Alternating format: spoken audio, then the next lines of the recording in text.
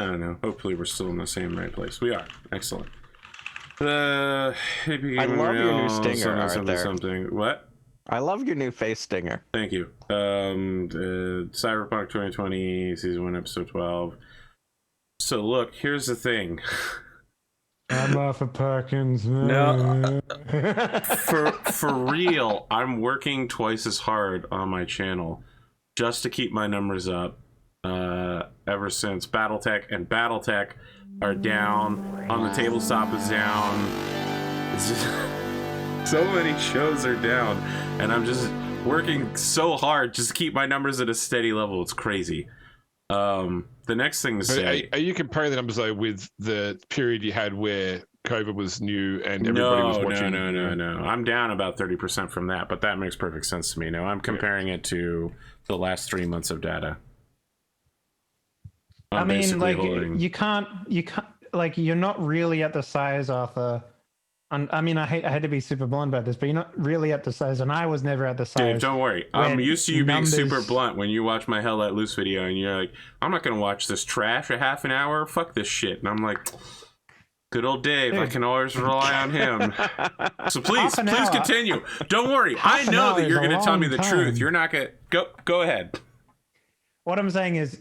You shouldn't be worried about the numbers too much, Arthur. I'm super worried about... Okay, actually, it's the other way around. I'm not worried about the numbers. I'm worried about the extra amount of work I'm putting in to make this happen. Welcome to Dave Critiques AP's YouTube channel. We're going to call it the podcast Blunt Force Trauma. Ooh, that's a good one. The real problem is that the Fate Grand Orders numbers came out. And I hadn't realized how much Fate Grand Order relied on live concerts and cons and merchandise and interviews. Their year to year is down 81%.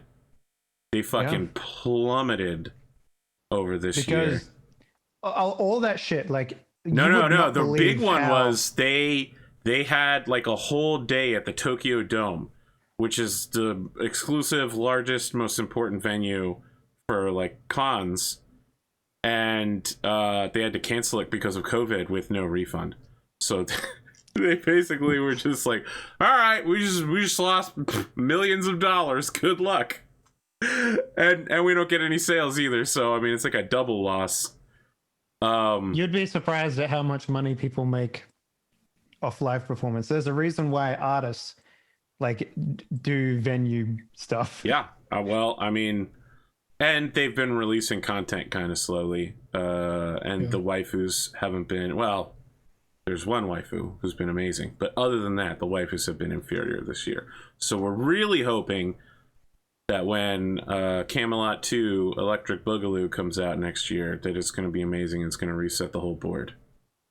Sometimes even the Bone Zone can't save it. The Bone Zone is coming, my friend. We're very close to the Bone Zone. Christmas in America is Bone Zone time, and I am in thirsty need of all those bones. I'm going to kill so many evil skeletons to take their evil bones. That's what I desire. All my assassins need bones like crazy. Motherfuckers. You know, speaking of motherfuckers. Yeah, in the other game that we played together, I tried to ask if you wanted to go to the Bone Zone. You were like, no, the Bone Zone sucks. Yeah. Was that Sea of Thieves? Yeah. I was editing the Sea of Thieves video from the night where we did the Kraken and then the second Kraken, and then we died 3 times, and then James showed up halfway through, and then we did the PvP. I was like, this video is like 2 hours long at this point, and I'm still not done. Like, I need to split this into 2 parts, or Henley's gonna be like, Arthur, what is this shit? I want a fucking half an hour of condensed gameplay. So it's getting 2, if not 3 parts at this point. Where are I want 5 minutes of condensed gameplay. You're not going to get that with Sea of Thieves, because you got to have that. You got to have that top tier fight. You got to have that sailing, the sailing mastery, and the fighting. I have, however, sped up all of the looting to like 20 times Why don't you just remove the looting? Like, why do you need to speed it up? Like, I do remove most of it, but I keep the good looting in order to help tell the story. What is good looting? Though? The good looting is where me and Rad or me and Glimo are on the harpoon, and we manage to do super fast looting, and then I can take 15 minutes of looting and condense it down into like 20 or 30 seconds and make it look good, because it's literally just there is a guy, I'll send you the link after this. There is a guy who plays Rust, right? Rust is very fucking boring to watch. Okay. But what he does is he makes it like he's telling like he's a bard in a that's what I'm trying to do with this video. I'm trying to tell a story.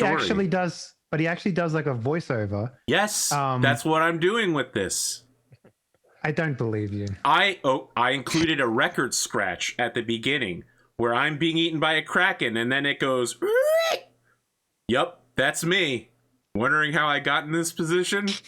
Yeah, Dave, you might not believe me, but fuck you. I literally have the sound file for it. I'll send it to you right now. And you have to know that I'm on a microphone, so I can't just invent it. Freesounds.org.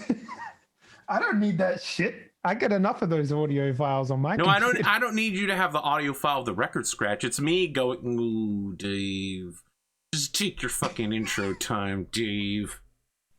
I was going to say, Dave, there's plenty of channels that I've checked out on YouTube where people upload their games of 40K, which take hours and hours. And there was a very popular channel last year called 40K in 40 minutes, where you could actually, they condensed down to 40 minutes, but they did it as a joke this year, 40K in 30 seconds, where they did 40 seconds, where they did 40-second battle reports.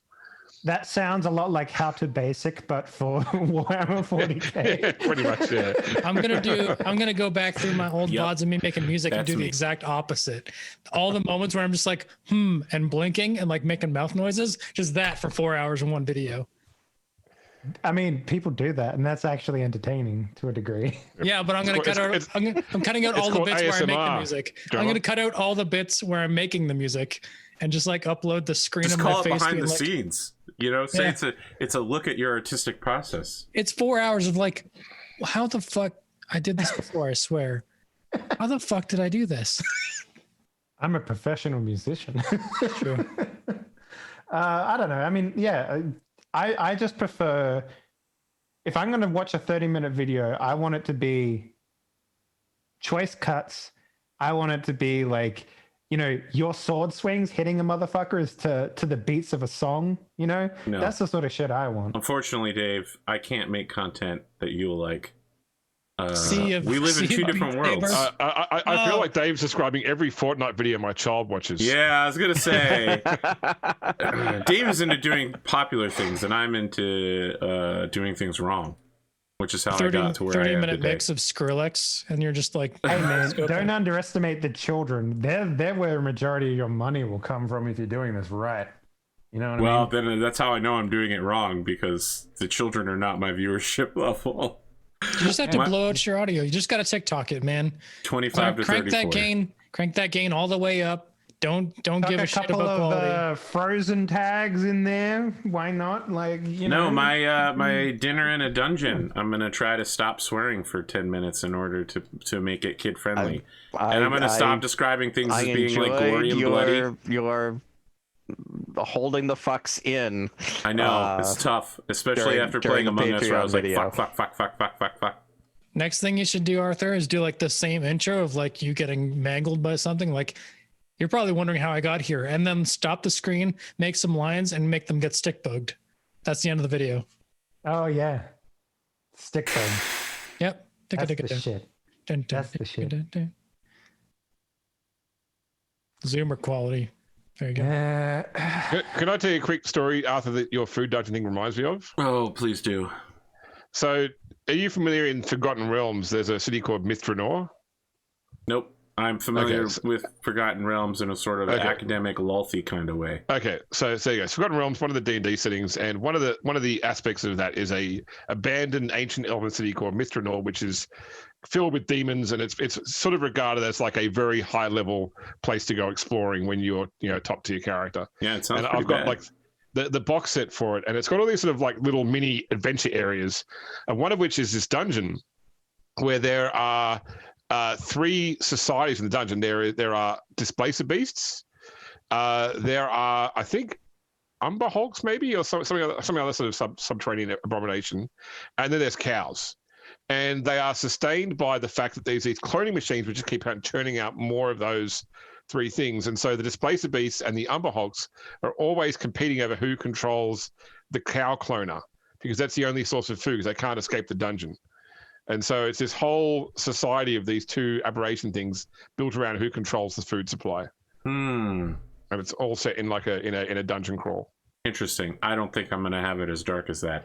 I'm trying to make it kid friendly. I'm gonna go for like Lion King level of violence, where when you kill the bad guy, it's not like you stab him to death. You just kind of, you swing your sword and then the fight is over kind of deal. We don't need to get it, like Mufasa falls off. Swing your sword. They fall off a 30-foot cliff into a stampede of wildebeest. Yeah, exactly. But you never see anything, right? Like he disappears into the wildebeest, and you never see him being like bloodily torn apart. It's true. You just see the facial reaction of his horrified son. Yeah, exactly. You understand what I'm talking about. I'm trying to get into that kid-friendly zone for that show specifically, and only that, because not swearing is no longer part of who I am. And can we please do Henley's intro now? Hello, my name is Dave. It's a pleasure to meet y'all. Man, I've had some fucking stuff happen to me. Let me tell you. So as you may or may not know, I am currently in the process of building a Pokemon Snap game. And there is some shit that goes into making a photography game and then scoring it correctly. It is such a complicated and unnecessarily difficult process that I'm honestly flabbergasted that we managed to get it to where it is right now. Basically, when you take a photo, because we're using Unreal, right? When you take a photo, it shoots out an array in a triangle. And basically, the system has to learn everything that's inside of that array the moment that it happens. So we had this problem where we would have like a character behind like a tree, but the system would register the tree and then stop. So we had to like jury rig this really detailed and immensely complicated mathematical system in order for the system to send out arrays of things to fucking hit. Now imagine a scenario where there's like a character standing behind a table, and you can't see the legs, but you can see like the top parts of the character. The system has to know what parts of the character are visible in order to correctly score where this character is in relation to the scene. And we're using Pokemon Snap rules. So basically it only counts as a character shot if it's in the center of the screen and it's highlighted and you take a photo. But it also needs to register every single other character and creature and like things in the background when you take a photo. And then we have to do that 60 times inside of the span of like basically 5 minutes. It's an insane system that we just spent so much time on, and I don't know, no one will appreciate how difficult it is when we release it. No one ever does. Audience. Coming from music, 2 weeks of work for like a 3 minute 30-second product that someone might listen to once and be like, yeah, it was all right. No, yeah, exactly. I talked to Connor Hughes about that, about comics. He's like, I spent 6 months writing that comic book. I was like, I got through it in like 5 minutes, man. Yeah. It was pretty good. Like, all right, what's the next one? It's like when manga artists spend like a month like detailing like those double panels. Oh yeah, like, they yeah, take yeah, up both pages, like a really complicated landscape. And then everyone's like, I'm just like, come on, where's the story? Literally just bypass them. With no dialogue, or text, just I mean, in my younger days, I probably would be like, the art is so great here, but now I'm just like, dialogue. Where's the fucking storyline, man? I want to know who kills. The problem is, the more skilled you get, the more work you put into something, the more nuance and thought you put into something, the simpler and simpler it looks. So people are like, oh, okay, cool. And you're like, no, you don't get it. This took forever. My entire career led me to this one picture, a master's life work. And you're like, all right, that's pretty good. When's your next one? There's somebody out there whose job it is to put turd signals on BMWs. What a useless job. Wow. Although that's probably a machine's job very soon, if not already. Hey man, you see that they're building a new PlayStation 5 every 14 seconds with only 4 workers? Yeah, man. That's crazy because one of can't- those PS5 should be mine. they still Give can't it get to them in me! stores. They still can't get them in the stores. Take my money. Just take it. I want one. I'll pay retail, and that's it. Only retail, but give it to me. Did you see the guy from what was it? Yu-Gi-Oh! They 3D printed his head and put it like it was so good. I was gonna try. I saw it on my phone, so I didn't know how to take a screenshot on Android and put it on Discord. I was gonna show AP because I'm like, that's something AP would do. That's something AP would do. Yeah, they printed out Kaiba's. Yeah, head. I know, but when do you ever see me playing with Kaiba. like toys and shit and like dolls and anime figurines? That ain't me. I try not to even get RPG books in real life now. I don't need more shit. No, you got a trunk full of shit. 35 terabyte folder of waifus. Although You weren't there for scale that. back. You weren't there for the Great Reaping. you told us about it. I know. I've deleted everything on my picture folder. That's incredible. It took longer than I expected with an 'Cause I SSD. swear it was getting to the point where even that folder had cleavage. Like, Oh my God, Trevor! Listen, you have said funny things before, but that might actually be the best one ever. Oh my God! Wow, I can rely on you for zingers every episode, but listen, just retire. You're done. You're never gonna beat that one. I'll beat it eventually. I look forward to it. Dave, I think we were doing your intro. I was really hoping we'd have short intros today, but we're 17 and a half minutes in and we have yet to actually finish the second person's intro. Yeah, I mean, the only other thing I've been doing is playing a lot of Like a Dragon. That game is real fucking good. Dude, Like, it's so good. I've been watching Zeke stream it while I've been playing Destiny and doing some other work. Mm-hmm. It's crazy. It's it's a nutters of a game. Arthur, like, just drop all the other games and play the Yakuza games. I swear to God. My PlayStation 4 is coming with me on vacation. Last of Us 2. I'm finally going to make it happen. Mm-hmm. I'm packing tomorrow. It's going to be a downer of vacation, man. Probably. Just playing PS4. No, Last of Us 2 on vacation. It's not a feel happy game. No, it's not a feel good game. When have you all known me to be filled with happiness or joy or have the light of the sun in my eyes? How much time have you spent playing the guitar in the game? Not as much as I would like because I'm bad at it. I don't know how to do it correctly. But I've been impressed by the videos of people that are playing like full-on songs in the game using. I'm impressed with the idea that you could do that, but like I don't know how to do it. So my musical talent extends solely to writing parodies, not in actually performing in any way. All right, Dave. We're gonna move on. That's it for me. Drumurboy. I'm good. Speaking of people who write music. I think I say speaking of people who don't perform in any way.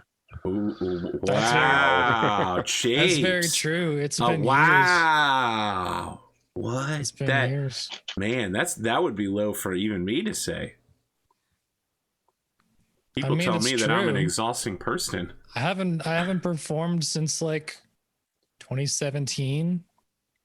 So fair play, fair say. But I do make music sometimes. Right now I'm just editing and rendering endless amounts of samples for a new sample pack. And I'm trying to figure out a new system to do it so I can do it faster and more better, hopefully. Learning how to code stuff, even something simple, like look at these pools of samples. I want you to start with this one, then go to this one, then go to this one. Pick randomly from that pool and render 100 files for me, and then I'll listen to them and take the good ones and do that again and tweak them further as needed. But coding is a little bit farther out of my wheelhouse than normal. I haven't coded since I made my logo, and that was years ago. But yeah, that's been it, really. Just sampling and editing and rendering and putting them all in files and naming them properly, so this will make it easier in the future. I have a final version, that sort of thing. No, underscore like, V2. Yeah, well, this is underscore like really. This is like final underscore ECP. final V2 pre-production. This isn't even like, this is like getting everything ready for the coding stage, and then after that there's more shit to do, but hopefully it'll be good at the end of it. And then just playing a bunch of Destiny, the new expansion. How is that? I like it. Story was very short, as expected. It was like 4 to 6 hours. But the main meat of the Destiny expansion is like the location, the raid that's happening this Saturday is coming out, and then the new season, which started yesterday.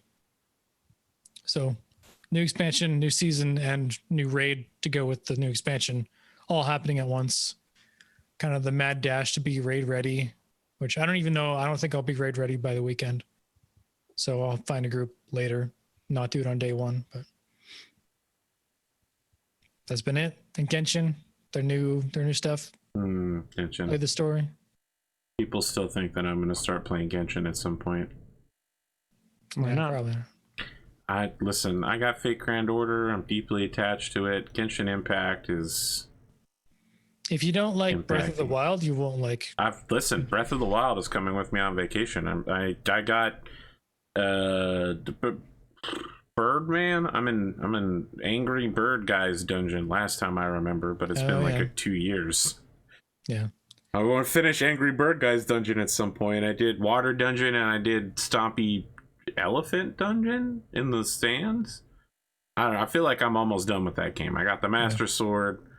I got 2.5 dungeons done. I mean, 2.5 dungeons sounds like a really... There's only like 4 dungeons in that game, right? Yeah, exactly. I just got to finish up Fly Guy dungeons and the last dungeon, and then I'm going to go face Ganon and be like, what's up? Although from what I can tell, getting to Ganon is like a 10-hour escapade. You have to fight your way up the side of a mountain, or, I don't know, use a cannon to launch yourself into space with balloons and fly through a window.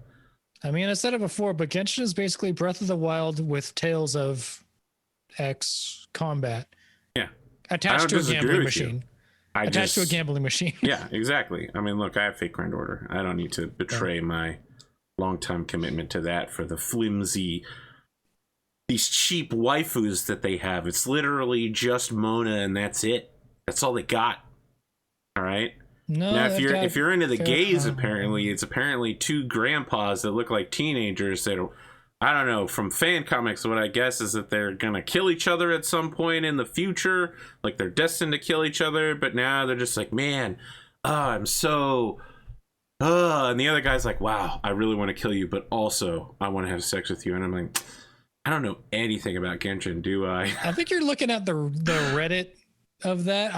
Just on Twitter. I got hundreds of Twitter images from former Fate Grand Order artists. I stay pretty much just in the game doing my like little grindy, leveling up my weapons and artifacts and characters up to like the world level increases. So like I'm at the beginning of a new world level. So now I'm getting my ass kicked by mooks. So I just need to level up a little bit more and be able to actually kill things again.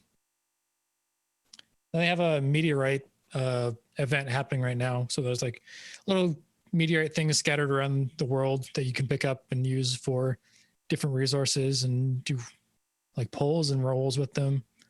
And that's attached to this story that was actually pretty good. The little section of story. I guess. Can if you want. I mean the story was kind of cool. They were like, there's a city of seven merchant gods basically, and they're also, it's like the land of contracts, and their god was the god of contracts. So there was contracts between the city, the 7 merchant kings, and the Adepti, which were like the leftovers from the God War. And then someone came in and was like, "Oh, I'm going to beat or awaken an old dead god, and you have to work together to kill us." APGamingREAL D&D campaign. This is what I'm saying. I'm like, as soon as I got to the second city and they started talking about the 7 merchant gods, I'm like, yeah, I mean, when you're talking about like this? There are contracts between the gods and the cities, and I'm like, that's the most interesting story tidbit I've ever heard. Fucking, if you like it, if you're not going to play it, just go read a wiki about it. It's not going to be very long. It might give you some. No. See, the thing about reading the wiki is you don't get the same attachment to the story as actually watching. Like, if you read about a movie on Wikipedia, and you're like, oh yeah, I know the things that happen in that movie, and then you watch it, you're like, wow. Go on YouTube and find a really punchy 15-minute video condensing all the gameplay. I'd have to watch one by a Zoomer. I'll get Henley to recommend one for me. Man. And then sass coming out of you. And then you might get the satisfaction of pulling a 5-star without ever having any like investment. I have a ton of 5 stars. I don't even worry about that. And I have them for my game where you don't get backup 5 stars or like guarantee 5-star after a certain number of failures. And this isn't guaranteed 5 stars. It's guaranteed 4 or 5, and 5s are rare. And it's guaranteed every 10 rolls. But I've been on a hot streak. I got like 4 purples and 4 4-stars in a row. So I fully expect to never get anything ever again. That's the spirit. Anyway, Destiny, Genshin, a lot of really boring sample editing, which I hope will turn into something cool, which will eventually pay my bills. That's it. James, what do you got? Hello, I am James. I need to get something off my chest today, I gotta say. This is the only group in my immediate social area that will understand where I'm coming from with this. I've been spreading my time over the past week between Assassin's Creed Valhalla, Watch Dogs 2 Legion, and Call of Duty Cold War. And I found myself. Cold War's out now? It is out. Oh my God, yes. I didn't even know. I found myself resonating towards Watch Dogs 2, even though I never played the first game, to be honest. And the first thing I had with it was that you sort of, after you play through the intro, you get to choose a character, but they're all randomly generated, all the characters you can choose from. And like, I didn't really like any of the options I had the first time around, so I restarted the game, played through the intro again. Didn't really like the second set. Reloaded the game, played through the intro again. Okay, finally got a character, that I like the look of. And then one of the mechanics in the game is that pretty much everyone in London in the game is procedurally generated. And hundreds and hundreds of Londoners are potentially recruits for your organization in the game. And generally when you go and say, hey, why don't you join my organization? They'll say, oh, but I've got this side quest for you, So I went and spoke to somebody and she's like, oh, I'll join your group. But I have this friend who's an illegal immigrant who has been detained by police. So I need you to break her out of police custody. And then I need you to break into this gang's compound where they have a truckload of fake passports so that we can give her fake papers. So okay, no worries, but the game really hams on about the fact that, it's not a gunplay game. It's about stealth and hacking and that sort of stuff. And the moment you start shooting, you're on the back foot. So I snuck through this police area, disabled drones, disabled locks, managed to sneak this person out without engaging anybody, broke into this, crime gang's base, snuck around, unlocked doors, stole a truck, drove out of there, didn't get attacked, spent an hour playing pure self-mechanic. Then it said, okay, drive the truck to this location to drop off the passport. So I drove to that location, says, get out and walk away. And then your little helpful AI says, oh, someone must have followed you from the gang compound. And suddenly 4 cars turn up, and out of which jump guys with machine guns and start shooting at me. And before I can really do much, I get gunned down. And when I respawned, it said, oh, you failed the mission. So even though I had gotten this person out and delivered the passport there to go, because I got shot while walking home, not only will this person not join my organization now, but they also hate my organization. And according to the game, will tell all their friends to hate my organization too. So all their friends become no longer viable recruits. Wow. So This is how Dante feels about Pascal. that's it. So I took the disc out and put it on my shelf with all the other games I'll never play again. So. Wow. That's called emergent gameplay at its finest. when you design a game that isn't fun because it's random, oh, so wacky. I've heard all these stories where apparently because it directs all these relationships between the individual NPCs in London as well. So people had problems where they've been driving around London and it's like a GTA style drive mechanic. You know, you run people down and they go to hire people, you know, like an hour later they say, I'm not going to work for you. You ran my friend down the street, you know, an hour ago. So Oh, wow. Unforgiving. yeah, although I do like that the auto drive mechanic is terribly useless, just like real auto drive mechanics are.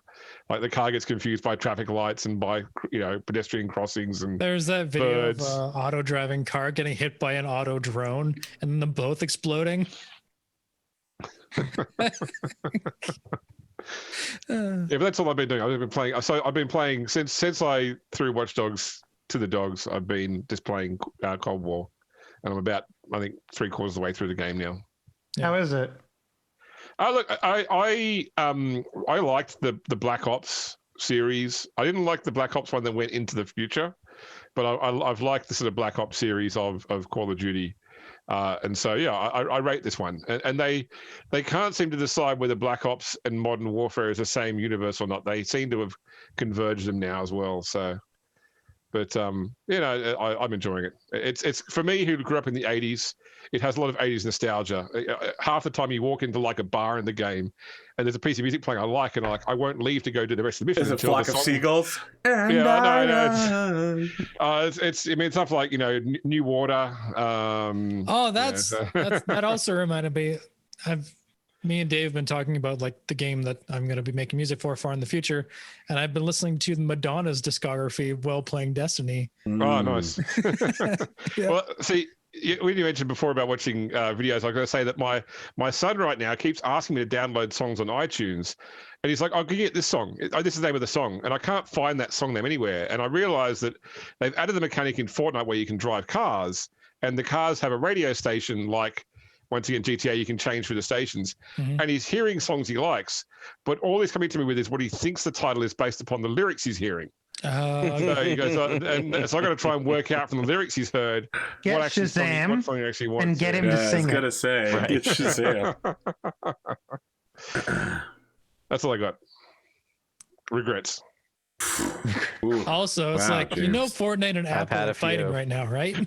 Are you Then sure? again, Are you sure you want this song from Apple? I mean, Fortnite and Apple are fighting in the same way that I don't know.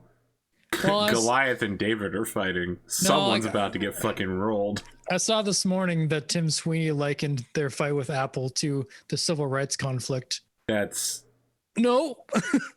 Nope. wow. I'm gonna walk away Wow. from that. Yeah, like I said before, there are no good guys in this fight. I mean, Just there are bad people guys. with legal standing, and those people are Apple. Fortnite is wrong in every way in this fight. Glimo. Hey. Yeah. What do you got? What's going on? Well, I'm hoping to get, you know, Pondo to simp for me with a different shirt this week. It's not- no. it's not a Pondo bad doesn't simp pun. anymore, man. I don't know. He said he was gonna simp for me until my Call of Cthulhu. He's married now, shirt mate. from He only simps last for who week. his wife tells him to simp for. Oh well. No. That's then not I'm out. no. That's not even true.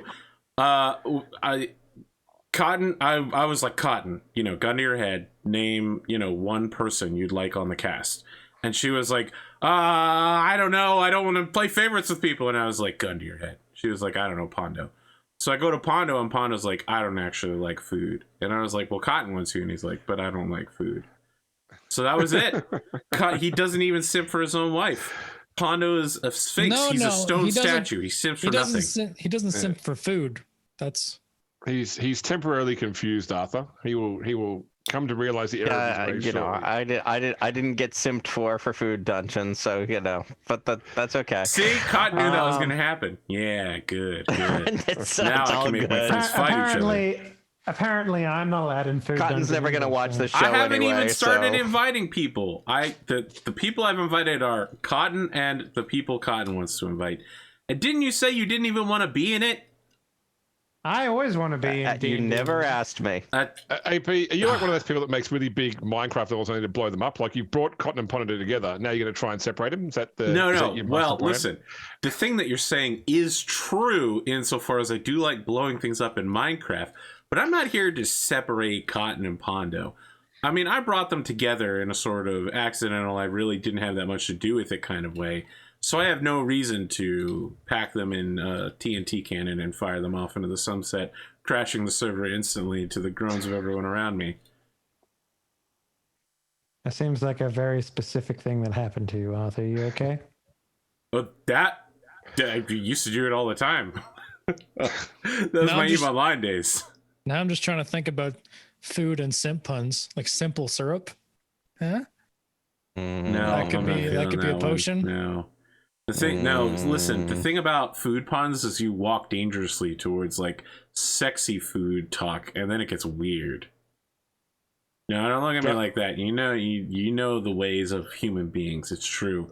Dave over here is already plotting for his new sexy food game. Drummer, you peaked early today, and you've fallen hard and you've fallen fast. So. Oh my god. What happened, James? Did you have your Wheaties this morning? 2 cups Australia- of coffee? Australia and Canada are fighting now, okay? Good luck. You'll come over here to be too hot, and then you'll die. Boom. No, it gets about as hot here as it does there, just at different times of the year. Glimo, your intro. Anyway, other than that, I've got a new client that I'm trying to onboard. Is it China? It is not China. Yeah, the but entirety of China. That's the client that everyone wants to land. But it is the largest client that I've ever directly subcontracted for, and the account they want me to work on would also be the largest client that I've ever worked for as an independent contractor. So mostly I've spent most of my time talking to my lawyer and my insurance agent as opposed to, any of the, technical due diligence about whether I actually want to do this thing. So yeah, that's been my last week. Being IT for all of China is no joke. I can tell stories about that, but I probably shouldn't on stream. Probably I appreciate on that. stream. Remind me at the break. I've got some great service in China stories, but other than that, that honestly, that's I'm like gonna take a long shot. I'm using psychoanalysis, but also my psychic powers. yes. Your client is Pennsylvania Pretzel Making Company, Snyder's of Hanover. They are not. That was very specific, Arthur. I know. I It was really honestly, a 1 in like 6 million shot, but I really felt like I had it. But if you got it, But if I had got it, it would have been it would've amazing, fucking right? amazing, but It feels like the but kind of easy shot you can take. I could go for a pretzel right now. You should have said yes, Glimmer. That would have actually blown Arthur away more than anybody else. I would have known he was lying, though. I've seen him lie among us now, so I know how he lies. This is true. Yeah, I can't stand up to the love detective and his interrogation. So That's true. is the The irony cringiest is in those fucking name videos, I ever. very rarely am interrogating people. I'm mostly just taking information from people and going, oh, well, that makes sense. All right, well, it's this guy, obviously. I don't actually do any detectiving at any point. yeah. Other than You that, killed me, Glimo. You killed me. I did. Yeah, I was I coming did. over to be friends, and you murdered me brutally. That was the best part of that video was just an ending. Oh my god, it was Glimo. You're a monster. I am. Other than that, Cyberpunk Red is out. So I downloaded that this week and I've been skimming through it in my brief spare time. And those of you that are fans of this show and want to play Cyberpunk 2020, you can get like all of the manuals and support charity in Humble Bumble. Go to Arthur's Discord Humble and Bumble. I pasted the link in there. Yeah. Humble Bumble. Humble bundle. Humble Bundle. Humble Rumble. Rah, rah, rah. The Humble Rumble should be a fighting game Schnumble. pack. That's what should happen. Yeah. But it's just about like old men being like, no, you walk through the door first. No, I'm holding the door for you. Humble You guys Bumble should be a bundle of dating sims. Oh, gross. Yeah, I think that's all I got. Play some Cyberpunk. Hey, AP, Yeah. did I show you the second Timberwolf I got? My second random Timberwolf? Oh, congratulations on Nice. that random Timberwolf box. I don't know what that means. It's BattleTech thing. Don't worry about it. Yeah, Arthur wants all the Timberwolves he can I get. and do got none. want. Listen, you need to have 5 of them so I can run the Timberwolf ABCDE that I made you play, and that was the one that I wanted to play. And then you were like, "Well, actually, it was really dumb," and I was like, "But that's the one I wanted to play." Now in like 6 years, I'm gonna have to do it again. Oath of Endosteel, season 10. You need a what if episode. Oh, that's an interesting thought. Yeah, but you'd have to get Sid back. No thanks. I'm good. I'm good. So All right. everyone knock on wood that we don't get 7 fumbles this session. Nah, it's gonna be way worse than that. So- Can we use the red fumble rules? No, I like my fumble rules better. We're advancing the clock from March to April 2nd. So all of you get paid the amount commensurate with your skill level. Plus, you get a 2,000 Eddie bonus. 2,000 eddies. I'm glad you Nice. said start saying Eddie's now, Arthur. Yeah, I decided to give in to your slang, your chumbadas, but Okay, so I believe I'm on the solo path. So what is the solo at level 7? I'm just checking that now. I'll tell you in a second. It's like 4,500 or something? No, it's not that much. Solo at 7 is 45. You are correct. Okay. Okay. 4,500. What am I gonna do with all this fucking sweet cash, guys? Pay your bills. so Pay your monthlies. the first thing we see is Dante Fierro. He is wearing a paramilitary uniform covered in medals and campaign ribbons.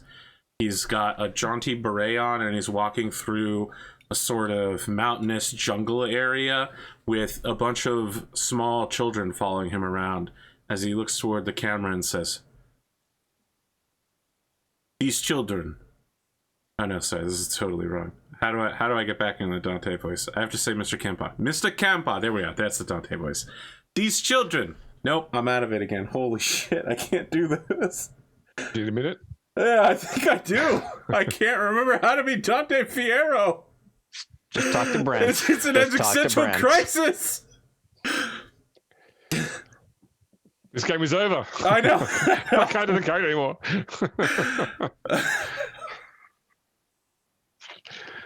It's part of the show where AP goes to his mirror and just see like a 5-minute sequence of him speaking at himself, trying to get the accent. No, I Red do Dead the Yellow, Red Dead Pablo Yellow. Escobar meme, where I just look at things dramatically. Oh, does my vehicle cost monthly or is that a straight buy? That's just straight by. Okay, great. You have the skateboard, right?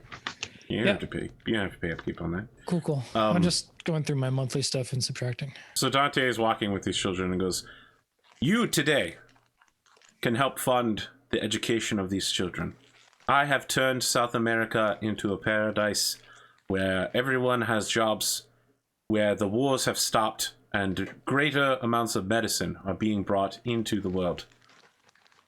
If you purchase the new Trump Bar Classic Flavor Kibble Edition... It's just a Trump bar You can't cut even do up it, can you? Trump Bar Classic Flavor Kibble Edition, you'll be able to spend your hard-earned Eurobucks on helping these children rise to their potential through training in subjects like physical reflexes, civic order, obedience. They too can rise to become productive citizens of the world. Consider making opening your children wallets selfish. today and getting Trump Bar's Classic Kibble Edition. They're just Trump bars that weren't pretty enough to sell, so they like made them into bits and put them in packages. That's exactly what it is. But it's that classic flavor everybody liked better. Oh god, It was just called orange. it's like M&M minis but for Trump bars. The Brent edition. So as we're seeing this ad is coming off of a like a AR, like somebody's taking their glasses off as they see this ad coming off of a AR billboard outside of Wolfgang Roth's apartment house. I forget what you have. But everybody has gathered in what should theoretically be their nice clothing for the promised meeting of Wolfgang and his partner. I prepared for this. May I roll a thing? Yes. What is the thing you want to roll? Wardrobe and style? Wardrobe and style. Very well. I like it. You have extremely basic. I mean, you probably managed to put shined shoes on with pressed pants and a shirt. And I clean the blood off of my clothes. that Okay, I your performed clothes are surgery. bloodless. Correct. Is this what you wore to your graduation? Probably. Congratulations, you're a doctor now. And now I never have to buy another suit again. Although that was only like what, a year ago? I'm only 21. 2 years ago, I guess. Damn. Okay. Pascal, what are you wearing to this lovely dinner evening party? He is wearing his one suit. Meat sweats. I see. I can make a wardrobe and style roll if you would like me to. I feel I like flipped the we denim need to jacket. just It to looks see if different. you've cleaned it, and I'm going to set the difficulty at 12. Do you want? I will ask. Do you want wardrobe and style or personal grooming? Ooh. Personal grooming is like haircuts and stuff. Yeah, I and- feel like and how you smell. I feel like we need to worry about the clothes with you. Okay. You know what they say: the clothes make the man. They also say we salute the rank, 17. Nice. lieutenant, not the man. Yeah, you That was a recently crit. got your suit dry cleaned. That was a crit. Yeah. I'm gonna give you a whole extra experience point for that. Why? Thank you. Marcus Bishop. Yeah, I've actually bought a nice. I'm just trying to find the wardrobe and style bonus for the nice. It's in the pen section, right? Sorry. It should be 1 to 3, I believe. Is Yeah, the, I think I bought the highest one, so I think it's 3. So that's what I was yeah, thinking. it'd be 3 then. Yeah. Yeah, and I also bought a nice bottle of wine as well. Oh, Okay, so yeah, it's all right. it's a dump stat for everyone. I get that. Not for a good man, Dante Fierro. Wardrobe and style. Okay. All right. Like Pascal surprisingly looks like his clothes have survived better than yours, but you come dressed appropriately. The front part. Tell us about this apartment or house. I haven't gotten a chance to look over here. So it's a little bit bigger than what Mash Nathers had. So it's got like one extra room in it.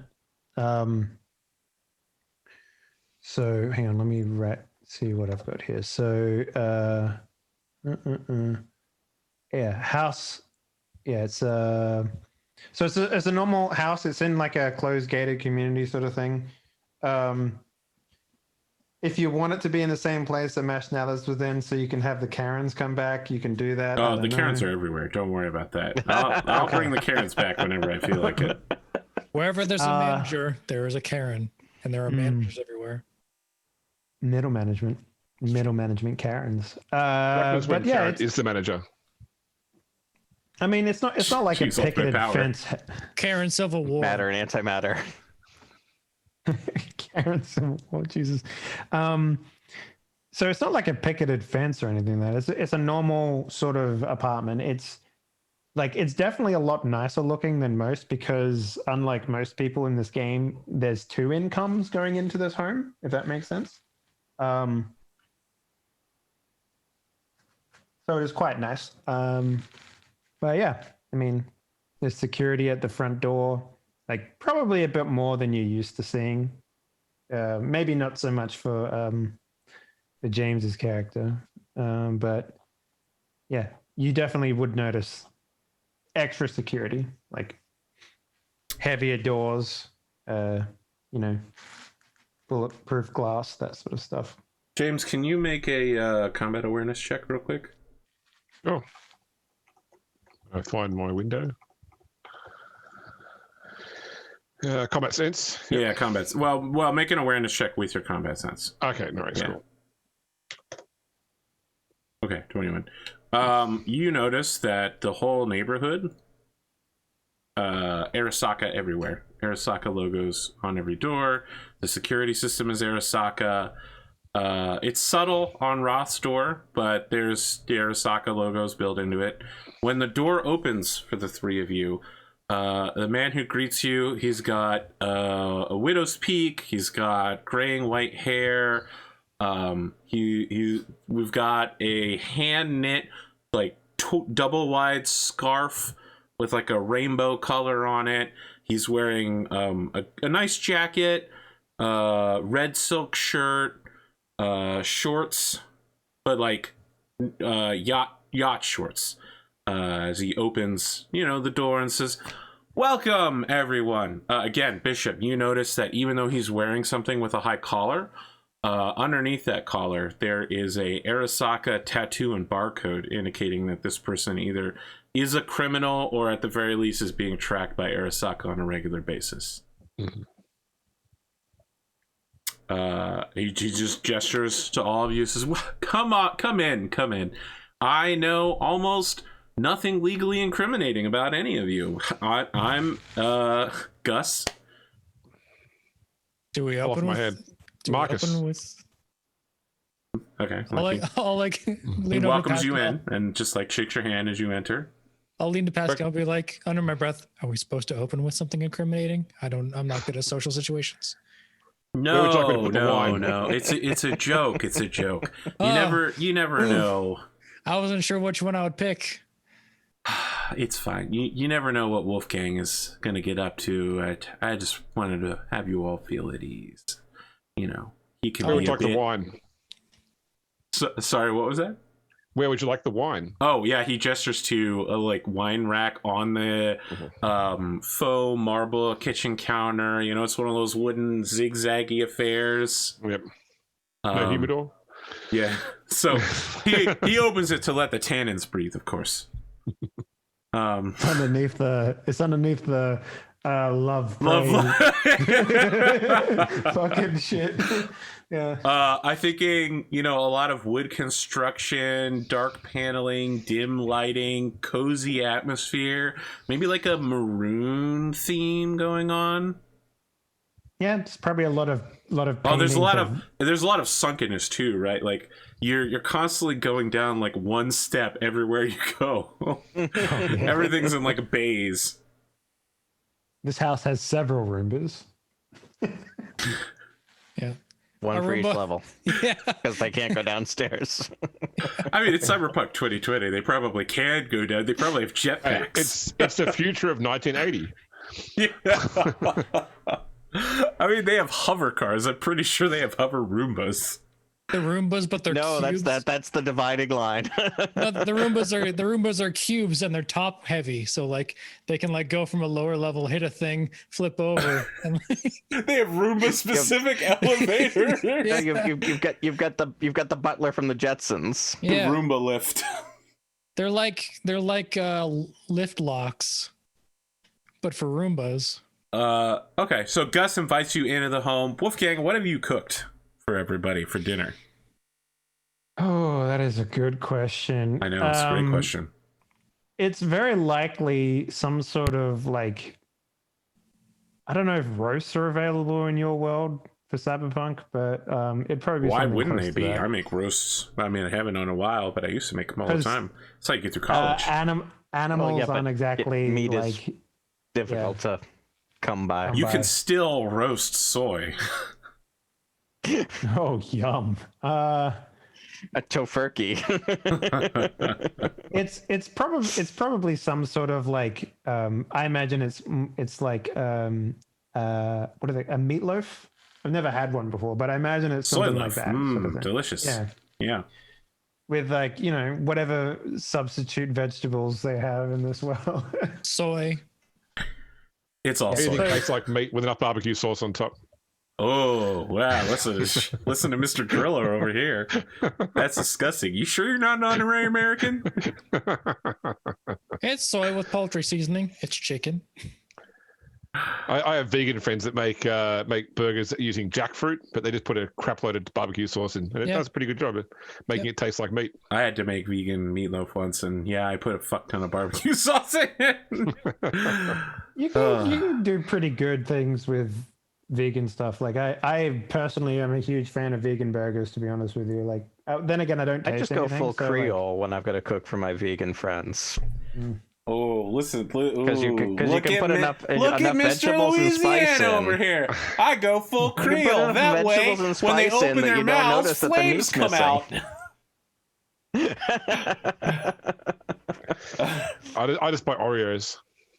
Wow. For some reason, I get the idea that when you go to parties, you give your wife like a conniption. Just get this idea of you showing up with a bag of Oreos and she's hitting you. I'm the terrible person that turns up 5 minutes early before it's supposed to start when there's still people still getting ready. Yep, we're on the same wavelength. Yep. Yeah.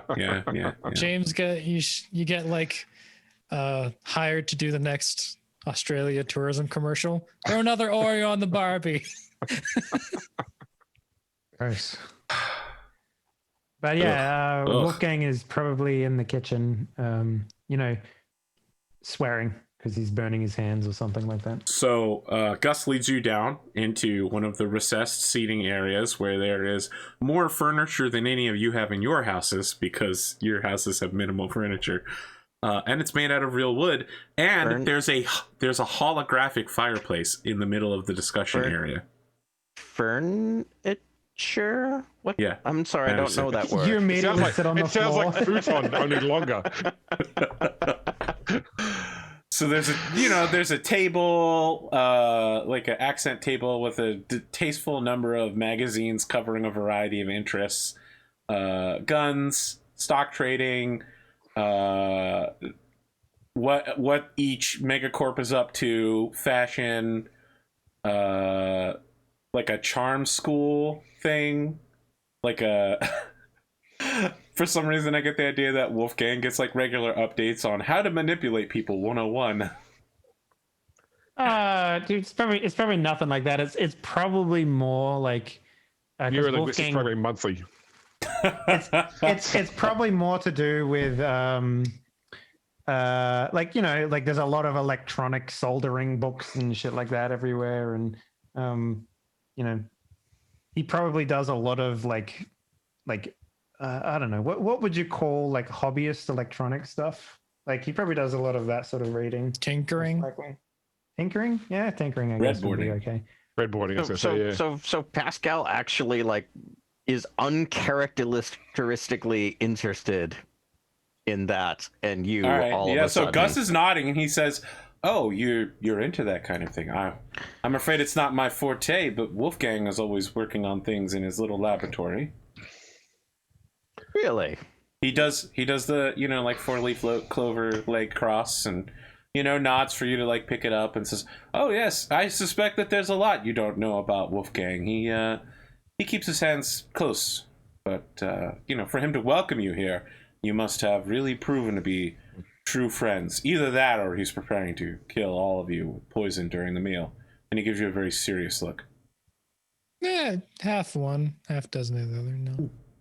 And then you hear from the kitchen, it's like, "Where did you put that spice shit?" It's in the same cabinet it's always been in, Wolfgang. What is your forte, Gus? Investing.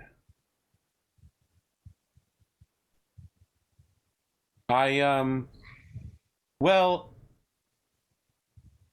he kind of adjusts his scarf uncomfortably and says, "I'm currently working under Arasaka."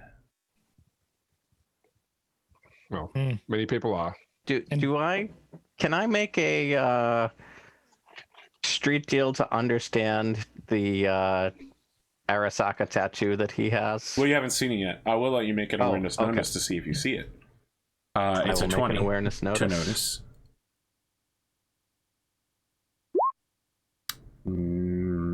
Please roll another d10. That magazine looks real inviting over there. I like the idea that you do notice it, but you're just like, what tattoo? Oh, 9. That 9's gonna be bad. That's all right.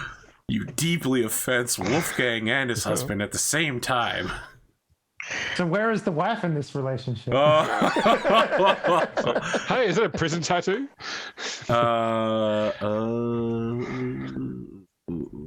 You are oblivious. You don't know what's going on, but everyone knows how ignorant you are. All right, so here's the deal, Pascal.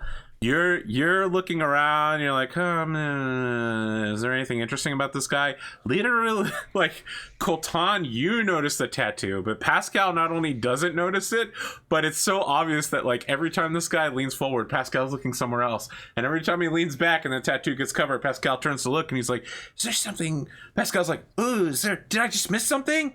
No, wait, this magazine." Everyone notices that Pascal is completely clueless.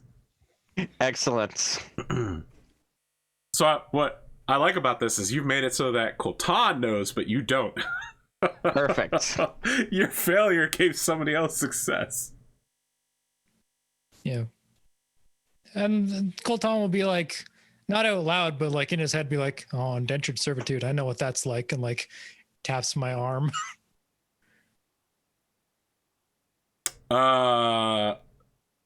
Yeah, I don't think he'll recognize that as a thing because he doesn't know anything but about it. I'll look at my hand and like adjust it a little bit. So Cyberpunk has this term for basic ass people in the game. It's called Joe and Joannas. Gus is very much a Joe and Joanna type character, as in like, there's like he doesn't go in He's for working cybernetics. 9 to 5. What a way to make living. Exactly. Yeah. So the very opposite of what Edge Runner is, or as Chumba, whatever you want to call him. Chumba does not mean Edge Runner. Yeah, I know. Okay. Yeah, so Gus, I think probably notices you noticing him, Coltan. And he also notices Pascal panicking, not being able to figure out what's going wrong. And he just says, well, thank you all for joining us in our home. It's a great honor. We don't get many visitors here, actually. The neighborhood's rather dry. I'd imagine. It's a nice place, probably pretty quiet. Yes, they keep it that way. So what do you all do exactly with Wolfgang? I'm a doctor. That's a very noble profession. Sometimes. I work in corporate security. Yes, you seem the type. I find things for his employer. So you're a fixer? Yes. Although, So are you all one of those, teams that I'm always hearing about on the vids? you could say that. More a group of freelancers. Done any jobs recently you can tell me about? I mean, all we've done recently, we've done with Wolfgang. So presumably, if he could tell you about it, he has. I guess that answers that question then. And maybe you've seen some strange stock phenomena that might be something. Yeah, I think he just laughs and like runs his fingers through his hair and says, "Yeah, that's strange stock phenomena is pretty normal nowadays. The market's pretty volatile." Before that, most of our activities were in the combat zone, so probably unlikely to get your interest up here. I think he turns to look towards Wolfgang and says, "Oh, the combat zone. So this is before Wolfgang joined. Oh, okay, all right. Our previous team lead, I guess you would call Liaison. it. Yeah. We got roughed up in the combat zone. Did it have anything to do with that punk knot that they've been rumoring about?" No, that's something that we've been hearing about too, but nothing what we've been involved in. Oh, so you've been hearing about it on the street then? I mean, it's the usual scuttlebutt. Know anything? Oh, just what they tell us on the corporate television. I mean, Probably quite a bit less than you. they tend to talk a lot in the war zones.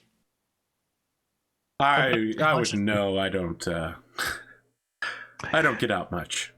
You Imagine how quiet never it is can tell here. what, It's about as loud out there, you never can tell on the street what rumors are true and what aren't. That's how rumors work. Yes. Yeah. Yes. I don't think that has anything to do with the street. Well, the street, they like to talk big, so it's even harder to know what's rumors and what's not. As opposed to the corpse, who don't say much but are in a whole bunch of shit, it seems. I have these pictures, and Pascal pulls up the grainy UFO photos of the punk knots. He goes, "Oh, this is, yeah." He starts like flipping through them. "Oh, very interesting. It's so avant-garde." I think Wolfgang will walk in at this point with the finished roast sliced up nicely.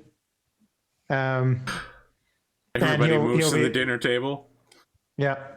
And just as he was saying, Gussie, can you go get the, a couple extra glasses and maybe a wine opener for the guys? Oh, I'm sure that the wine has been breathing now. All right. So Gus travels into the kitchen again to secure everything.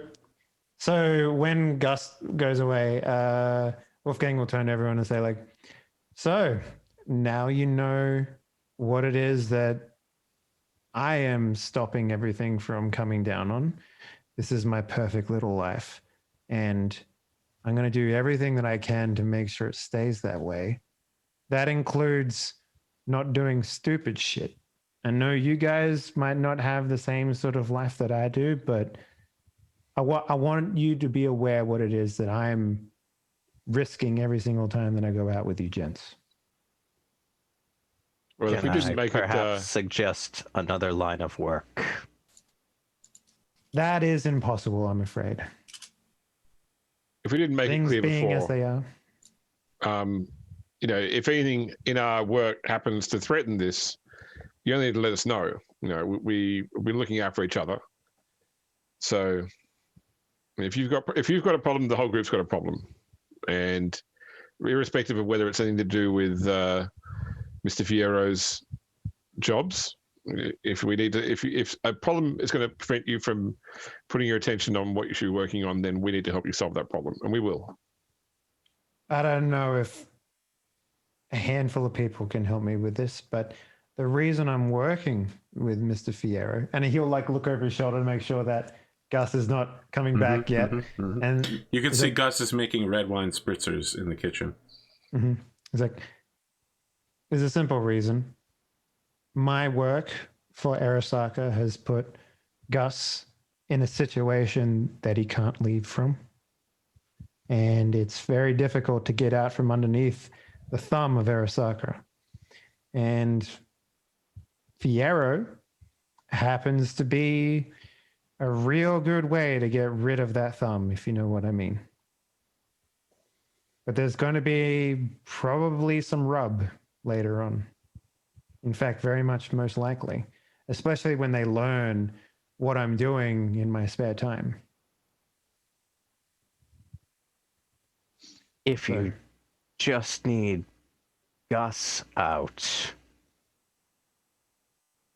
that's probably something that's negotiable. Pascal, your phone rings. Do I know the number? Yes, you do. Your number is set for a James Martin, Arasaka Middle Management of Security. Speaking of, excuse me a moment. Okay, so he goes, Yes, Mr. Martin.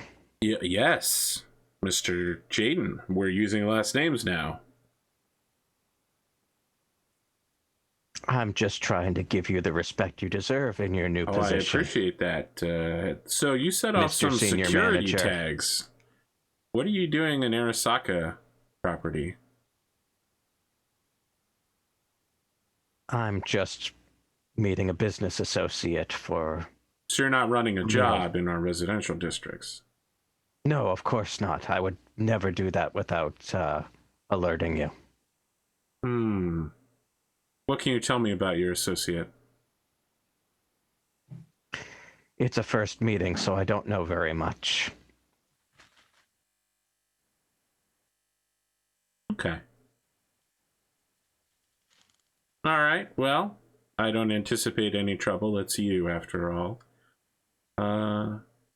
Just know that favor you owe me, I'll probably be looking to call it in the next couple of weeks. Stay by your phone. Is there anything that I should know about being in cause this any trouble. neighborhood? Of course not. He hangs up. Okay. So, as you're passing back through the kitchen, Gus asks you to help him carry the red wine spritzers back in. I do. Okay. He passes them around for everybody. I give Wolfgang a pointed look that we'll need to talk, but I'm not gonna say it in front of the significant PC glance. Yes, significant perfect. PC glance. You know that's my favorite. I love that. Do I need to make a roll to make the glance, or does Wolfgang need to make the glance? No. I feel. Listen, The glance. The ability of people to read body language for like we need to talk later is something that people instinctively do when they're not drunk. So like if I look at Glimo and I'm just like that I'm like, get up, let's go over here and talk, right? Like, significant PC glance doesn't make sense to very many other people, but, when you're on the same wavelength, it's pretty good. This isn't Pathfinder, where you need to make a DC 15 bluff check to pass a significant PC glance to another character. We don't need to get that in depth. Very good. No, Wolfgang picks up on it, and it is understood.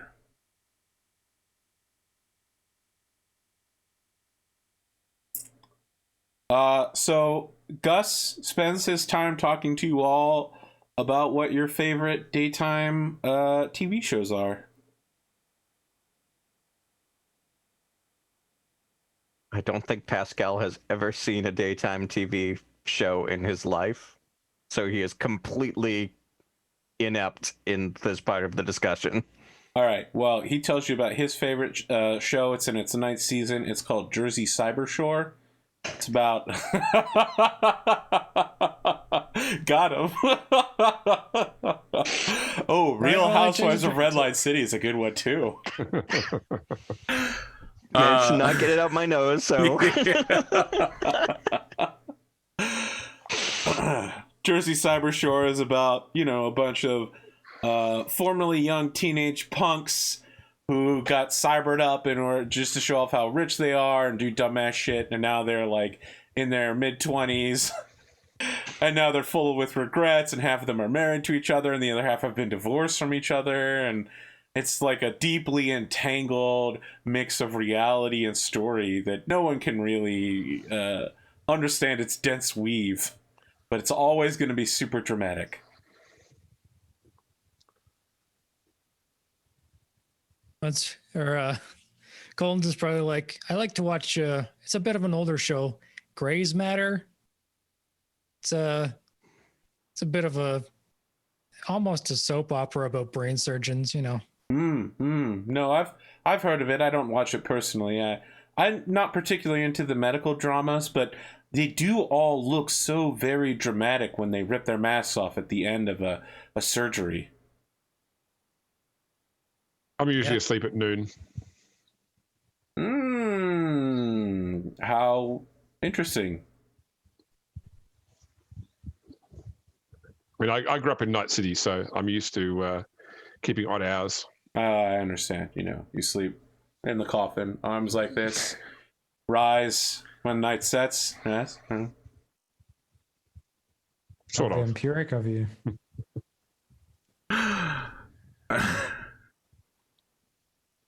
It's almost like we're living in a world of darkness sometimes. Well, I don't know if Biscuit believes in TV. He's kind of an old school guy. I've heard this name Biscuit a couple of times. I'm very confused. Is there some meaning behind it, or? Oh no, it was a phone autocorrected, and I thought it was funny. So.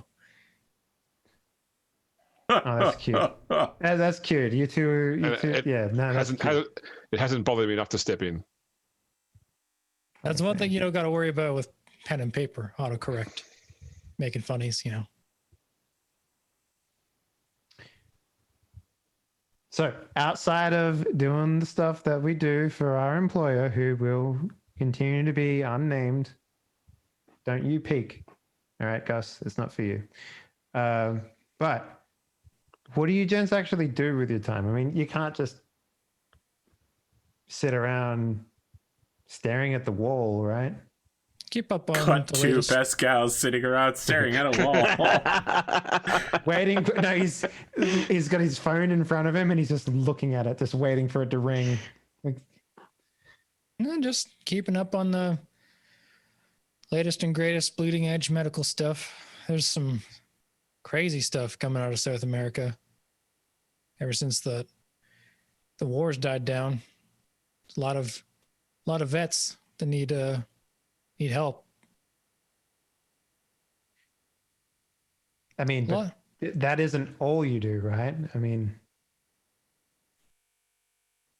come on, you gotta be like going out, finding someone to spend your life with. I mean, you can't just be all knives and surgery, right? Just heard Steve. I had that once. It didn't work out.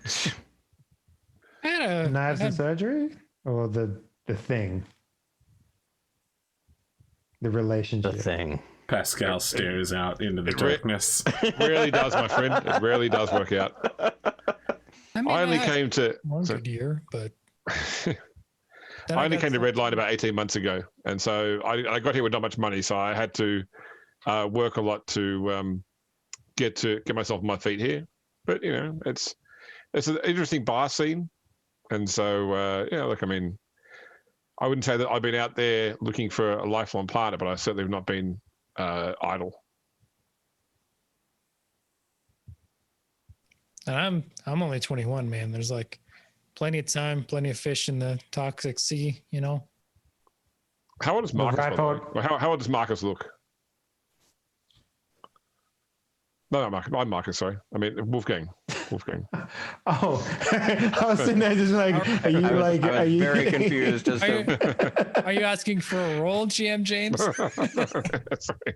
Let's see his life path. That's a good. He is currently 24 years old. Okay. What about Pascal? Pascal's 21. Okay. Well, I'm the oldest here then. Okay. Yeah, I mean everything about Wolfgang is completely random. So like down to like how old he is and the stuff that happened in his life, and even Gus ended up being like completely randomized. So surprising. Gus would be horrified to hear you say he's completely random. Scandalous. Procedurally generated, if you will. Bland and if you hit him with a car, all of his friends will hate you. It's true. The life path actually makes very compelling characters. Too soon, Arthur. Too soon. By the end of the episode, Gus is going to be walking home from a job and get shot in the back and fail the mission. Damn. As if Gus gets to leave this house. He does to go to work. He gets his water cooler time, and that's about it, I'm afraid. They don't have work from home in the Cyberpunk future. Oh, I love the idea that Gus is like a data entry analyst who works from home. Let me just back up all this But it's the future incriminating of the data. 1980s, so he has a PDP-8 teletype or ASR33 teletype. Just reams of printer paper just in the back room. Day trader. That's right. His day is just wine and Zoom calls all day. Yeah. Like, Wait, that's been my year. I mean, none of you guys are. He just cops. says the word chocolate futures a few times a day, and everyone thinks he's very wise. Sorry, what was that, Bones? Like, none of you guys are cops, and then he'll like look at Bishop for a second, be like, Actually, I'm picking up a cop vibe. You have to tell me if you're a cop. I'll tell you. I already said I was. Yeah. I was ex Max Tac. So yeah. I mean, you guys already saw my handiwork back in the job. That sleep juice is not. So he just sort of like do this. Gus is suddenly like, way more interested in this conversation. no. What is Gus? sleep You know juice? the rules. You know the rules, Gus. Yeah, I know. It's better for you if you don't. Okay. I hate to be the Debbie Downer, but you know, there's only so much. Yeah, actually, yes. So Wolfgang will stand up and go get the fake strudel. I'll just be like, "You asked." Mm-hmm. Yeah, Gus is just he's gonna give you a significant PC glance that's like, screw Wolfgang. I want to know one day. We'll talk privately. Significant NPC glance. It's like, what do you do with your time? NPC glance. What do you do with your time? You can't just stare at the wall. I'm like, no, I make illegal drugs. You asked. Not my fault. Shit. Not my fault. I'll like point or like. They're only illegal because the FDA's not aware of them yet to legalize them. Yeah. They're brand new. They're awaiting classification. They aid in sleep and then make you sterile. It's fine. Oh my God. Is there anything anyone wants to do before the rest of dinner passes? Okay, there's some post-dinner chatting. I mean, I'm interested in. I mean, I'm not going to ask things overtly. I'm happy to. I mean, I've got a voice analyzer. I'm good with human perception. I'm trying to get a little bit more out of what exactly the relationship here with Arasaka. So it sounds like Gus is like an indentured service sort of role. Is that right? Or Gus is a hostage. He's a hostage. Okay. Yeah. So Gus is owned. Okay. He's like he's in his hostage for somebody else. Like somebody else. He's being held over somebody else. Gus is a hostage. Is as far as you get, like, from basic reading. You'll need to make a roll to get more. Okay. But like Arasaka owns him essentially. Okay. After the short conversation with Wolfgang earlier, Colton's like, The less I know about your home life, the more it protects you. So I'm small talk and out of here. So Dave, I'm willing to do this now or I'm willing to do this later, but I gave you the significant PC glance of we need to talk. So, or if you wanna, you know, help clear the table. Bum rush there it me is. with- I'm happy to play this out now, or if you want to push it down the line, I'm happy to do that too. So while the two of you clear it's the your table, character's life, so I leave it to you to approach, to either ask me to help clear the table or approach me when Gus isn't around. Whatever, however you want to play it. so Gus will lead Marcus and Coltan over to his graphic novel collection, which includes the seminal work of the amazing mysterious artist. It's called New Game Plus, and it appears to chronicle a sort of fantasy world, time-bending adventure. It ended without a real ending, so... I've heard of this one though. They ignored the card game, And everyone knows the forever. hero was Glimo of the Western Gate. Yeah, he gets a spin-off series that's way more popular than the original. It's actually from the narrator's perspective, which is Glimmer of the Western Gate. Oh, I like that. Yeah. Oh no, wait! It comes with at the very back. It comes with like 4 or 5 pages of like pop-out cards that you could play, but no one knows how to play. They never explain the rules in game. Yeah. Meanwhile, Pascal and Wolfgang have a tense meeting in the kitchen over doing dishes. One of them is washing the dish and the other one is drying it. That's how we know it's a tense conversation. They don't look at each other. So, what is it that you are so eager to talk to me about? So, I don't know whether you know what I do. I'm sure you've guessed I have contacts in most of the Megacorps. Sure. I'd venture to believe that.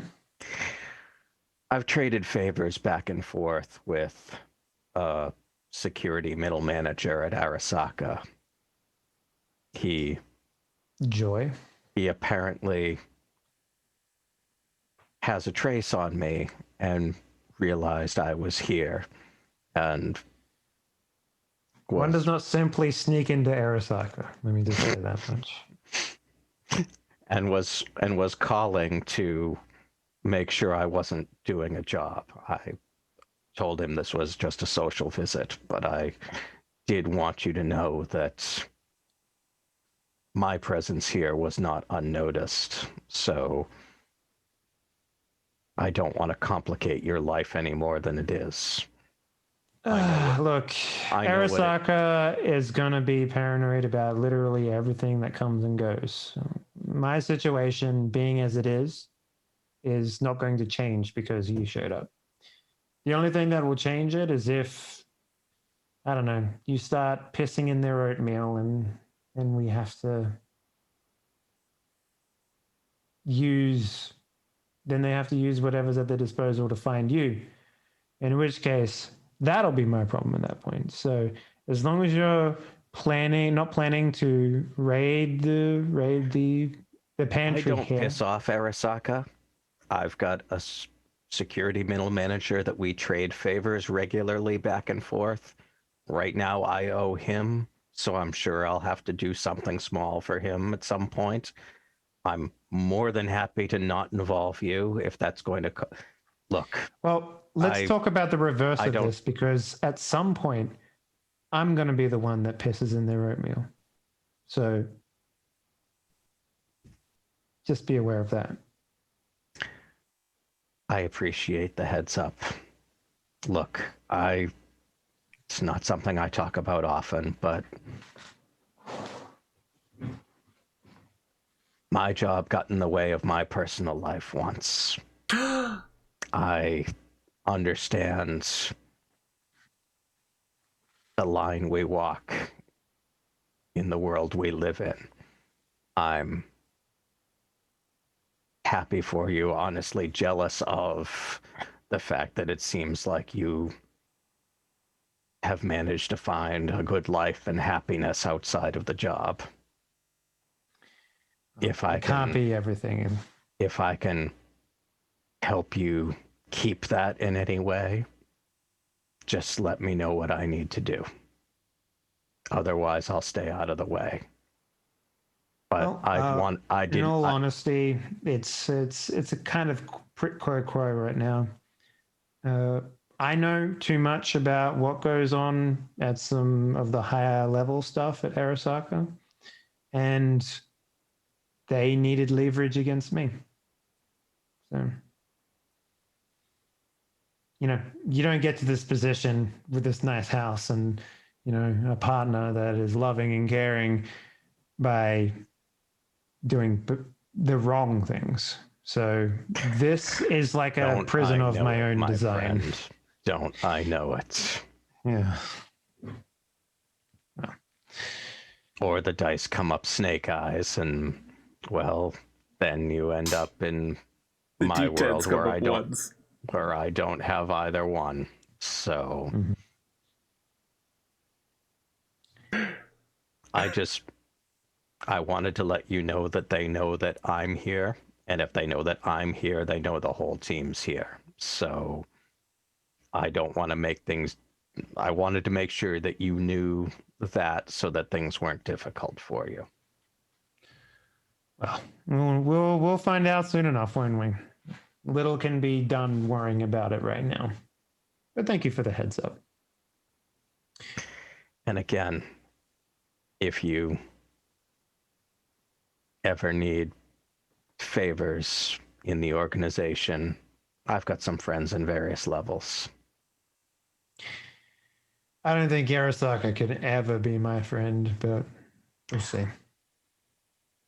They don't have to be your friend to buy them off. Oh.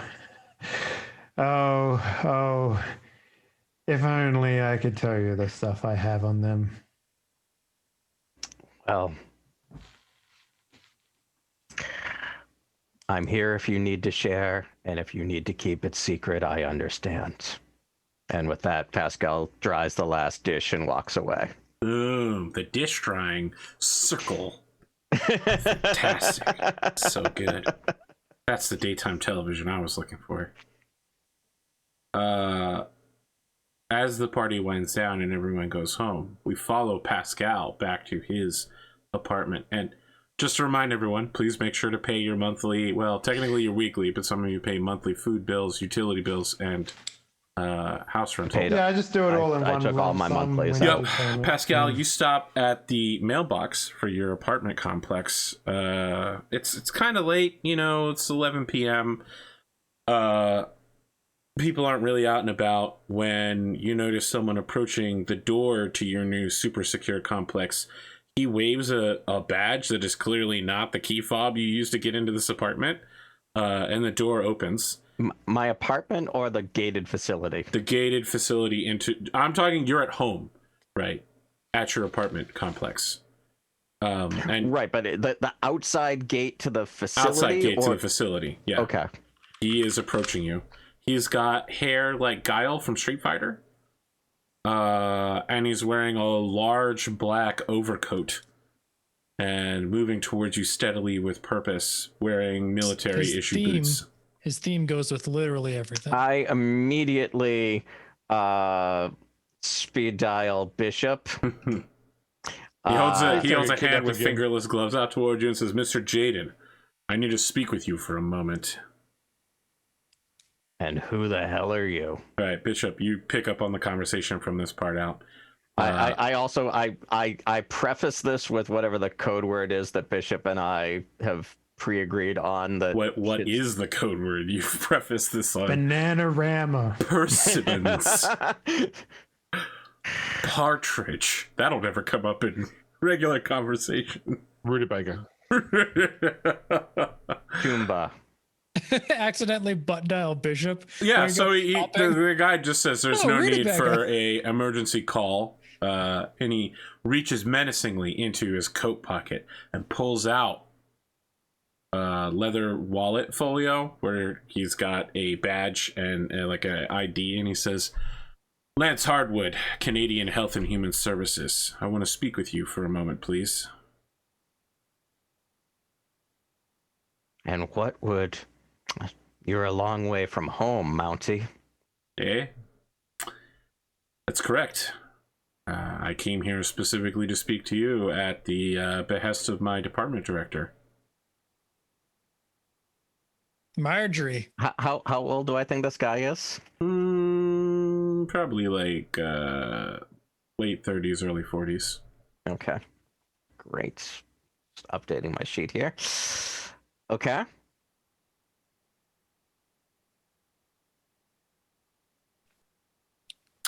Can we speak privately in your apartment, or do you want to just talk out here in the open? I don't know you. I don't trust you. So I mean, when you say that, tell... he shows you his badge again and then flips to show the ID. It's all very, it's all very official looking in the process. Like he's practiced doing this many times. You catch a whiff of maple syrup. He smells of poutine and maple syrup. Can I make the majestic trees? Some sort of skill check to figure out how much I trust that this guy is who he says he is? Human perception, I would say. All right, I know I've got this somewhere. He hasn't said in the conversation. once. They did mention his apartment, so if I'm hearing this conversation, I will. You are. Get my stuff and head towards his apartment in my motorbike. Yep. This supposed Canadian hasn't said sorry once. I don't trust him. That's because he doesn't feel sorry. He's here to get you to apologize for your mistakes. You feel no. Usually you preface. Sorry, Pascal Jaden. I apologize. My yeah. My Canadian is not very good today. Remember how bad I was at yeah, Dante Fiero. Dante Fiero. That's literally a character I invented. We're going to go back to Dante now. He's going to apologize. That's not very Dante. That's how you know something's wrong. There you go. That's how you know you need to be dropping by my house to see that I don't have a gun to my head. This is Dante's Canadian brother. Oh, hey, guys. Yeah, my brother's from Palestine, but I'm from here, from Canada. We look exactly the same, though. Well, people say I'm a lot nicer, but, I think my brother's a real swell guy. People call me Frere Rocher. What? Glimo, you were wanting to know how trustworthy this guy seems? Yes. Yeah, he seems pretty trustworthy. Everything about him seems very official, straightforward, up front. You said he had a heavy leather coat or heavy coat. Heavy coat, not leather. He does have leather fingerless gloves, though. I say, just open your coat and show me you're not armed, and then we can step inside. Okay, so he says, I can open the coat, but look, I apologize. I am armed. I do have a license to carry in America. So I probably wouldn't say America. What do you say? The Union? The States? The Union. What do you Canadians refer to us as? You don't want to know. I mean, what did you refer to us for like 5 or 6 years ago? Just Americans. Americans. No, but like the country, right? Like U.S. All right, yeah. I have a license to carry in the U.S. So he slowly opens his coat, and you can see that he's got, like a pretty large auto pistol. I bet he does. Well, his name is Lance Hardwood. Sex architect. Yeah, I'll build your pleasurable dreams. Yeah, he just like takes it out. You can see it's still on safe, and he says, "Look, I can't go without this, but I'm keeping it holstered. I have no reason to brandish it towards you, Mr. Jaden, unless you do something upsetting." Very well. So you can see he's wearing like camo pants and like some sort of form-fitting black shirt. And generally, what was it you wanted to talk to me about? Again, I can talk to you about this here, but this is a public location, and I don't know if you want your business being discussed out here. Are you okay with that? Just give me. I mean, you're literally like standing there with your mail in your hand. General, publicly safe idea of what we're talking about. In cooperation with the American Health and Human Services, I wanted to ask you a few questions. There's a number of laws against interrogating American citizens that do not apply to foreign agents like myself. And I wanted to ask you some questions on behalf of your own government and to fill in some blanks for mine.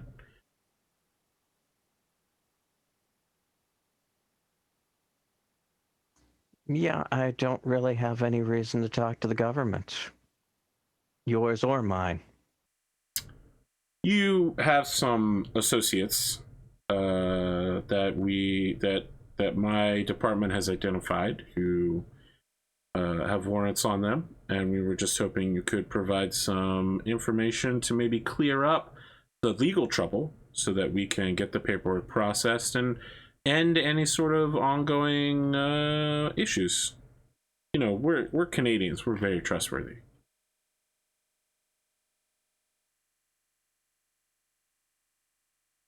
Well, if you're so trustworthy, you can make an appointment. Very well. So he reaches into his pant pocket and pulls out a business card holder and hands it to you and says, when would be an acceptable time? Business hours tomorrow. What are your business hours? Business hours might have made sense in the 90s, but we live in 2020. It's a whole new millennia.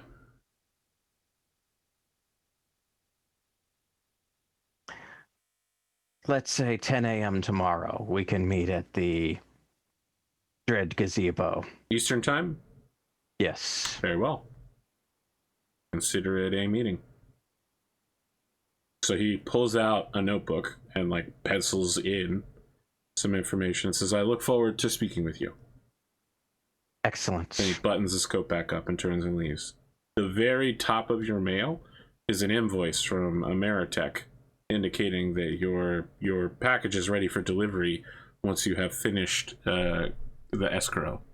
Perfect. I the first thing I do, I don't even look at that. I say to Bishop, I'm sorry, it's there's no immediate danger, but I will need some help tomorrow. I can explain now or I can explain later. You're muted, James. Sorry, explain later. I've been drinking tonight, so probably better I don't get into a gunfight. I appreciate the fast response. Thank you. Also, Arthur, I didn't want to derail the scene in progress, but before this, I had already set the meeting with the person who has been contacting me. Oh, yes. Bishop's sister. Yes, but I don't know that, so I wasn't... Correct. Where do you go to meet her at? I had specified last session that I was going to meet her at the Dread Gazebo the next game day after... Okay. Let's say that meeting got delayed and it's now tomorrow morning at 9 a.m. right before the Mountie shows up. It's like awesome. the what is it? The Three Musketeers movie where they all come one at a time to do the duels. Perfect. I don't suppose there's any chance I can get my new fancy gun tonight. Of course. Oh, okay. They're a luxury gun company. They're ready for you whenever you're ready. Then I am gonna pay my 1,000 eddies and... Yeah, they insist that they give you like 50 rounds and insist that you take some time to fire all of them at the range just to calibrate the gun. And so I do. It's powerful. It's got a very powerful kickback, but it's got a pretty wizard recoil system. Yeah, wizard. Yeah, arcane. It's highly technical. What are you 20. doing? Okay, yeah, you blast through the ammunition at whatever rate you want it to go, and it works for you. This is a nice gun, and it has specifically been designed to work with you. Awesome. You know, you get, you know, like your license and warranty information. Various people meet with you to give you like snacks or water bottles, and everybody expresses how impressed they are that you've already managed to pull in another client for them. Wonderful. I'm very happy to have been able to do business. This is an amazing piece, and I have some friends and associates who also appreciate quality, and I'm sure that now that I can show this around a little bit, that you'll have even more business coming your way. I feel like the tech you're talking to is just like, anyone you show that to, they won't be buying another gun anytime soon. Get it? Because they'll be dead. Pascal chuckles politely. Just the right amount of politely. Yeah. I mean, the bullets that they have to sell you are massive. If I remember correctly, it's basically like a large pistol round packed with rifle ammunition. So, what is the damage on that? It is 46 plus 3. And it's Roth too. That's a chunky pistol. Yeah, a chunky boy. Mm. Ain't no submachine gun, that's for sure. James, what was your sister's name? I don't know that I have a name here. I pretty much say Felicity. Pendergast? Felicity Walsh. All right, Pascal, yeah. You show up the next morning to Dread Gazebo. Well, I had already asked Bishop to accompany me to the 10 o'clock meeting. So I would have probably said something like, look, I've got another meeting at 9. You're welcome to come along if you want, and I'll buy you breakfast for it. If you don't, that's fine. But if I really need you to be there before my 10 o'clock meeting. I think under those circumstances, I would turn up to the earlier meeting as well. All right, so the two of you roll up on what is very clearly Felicity Walsh. She has her hair pulled back into a long black ponytail. She's wearing heart sunglasses, like a designer top and skirt. The designer top is more like a jacket, and she's got a t-shirt that says world's #1 Emoto, and she's wearing a fanny pack that says I heart Redline City. So if we turn up, like, unless we show up at different times, like if I see Pascal before I see her, I will certainly be asking him questions before you see her. Otherwise, if I turn up later, then he'll already be there. It's a good question. How you give me the order the two of you want to show up in? I'll probably aim to get there before 9 o'clock. All right, so you definitely see your little sister waiting outside. She's got like a orange slushy that she's drinking at 9 o'clock in the morning, tapping her foot, waiting for somebody to show up. So I will hang back then until Pascal arrives. Okay. Pascal, you see all this. So I don't know who I'm looking for. I mean, I've gotten a base description, but of course the first person that I pretty obvious when you show up that someone is waiting outside. While I'm waiting as well, I'll actually see if she's got any minders or tails. She does not appear to, but she does have a warrant for her arrest in Redline or in Night City for evading corporate custody. Player me is going to ask this just so that I know how to RP this. Does Bishop's sister know what Bishop's new body looks like? No. Yeah, okay. I'd say like because it's not so much. I mean, he looks different insofar as Mark Hamill looks different now than he did pre being a car accident. You know, like probably it's not completely indistinguishable from who he was. Just enough changes that would look like has had extensive surgery or some sort of reconstruction. That's a really good analogy, actually. Because Mark Hamill post surgery looks way different, but it's still like Bishop is Mark Hamill in Wing Commander as opposed to Mark Hamill in Star Wars. Wing Commander. Listen, I'd never seen a movie reuse the same footage of a cat monster screaming twice in a row, but after that moment, I knew my life would be different. What is Bishop's actual name? Nicholas. I don't have Nicholas it here. Walsh. Yeah, Nicholas Walsh. Okay, so there's no look of recognition when you approach Marcus. But I'm going to grab Pascal when he arrives. So. Okay. You grab Pascal. Yeah. What's going on here? A potential client has been hitting up my network and wanted a meeting. I actually wanted you for the next meeting, which is with the Mountie who tried to jump me at my apartment last night. He's coming in another hour, but this was just a little thing. It's going to be quick, Your potential client is my sister. Wait, what? I feel like that's the best place to go to break. Right there. I know we've got a couple of minutes, but I feel like that's the best one. Would it only have been better? Would it only been better if the audience didn't know that setup for I know, but the fucking Seinfeld like post-break sting starts playing. Oh, Arthur, play the record scratch down. I'm imagining Dread Gazebo as the corner cafe. Oh, it's the one from Friends. Oh, okay. Central Perk. Perk. We'll be back in about 8 minutes for the second half. Stick around. This could get dramatic. It always is when family gets involved. What's the deal with contacts?